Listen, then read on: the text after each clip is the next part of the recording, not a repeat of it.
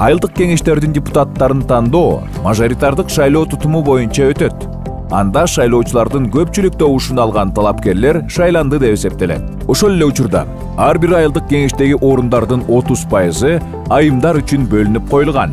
Айылдык кеңештердин депутаттарын шайлоого партиялар көрсөткөн жана өзүн өзү көрсөткөн талапкерлер катышат.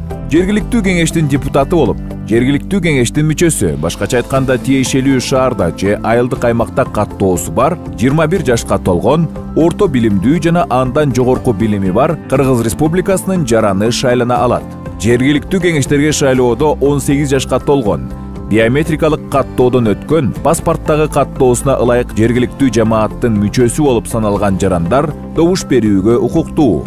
Жергиликтүү кеңештердин депутаттарын тандоо менен сиз жакынкы 4 жылда шаарыңыздагы жана айылыңыздагы жашооңуз кандай уюштурула тургандыгын тандайсыз. Сиздин тандооңуз жалпы келечегибиз.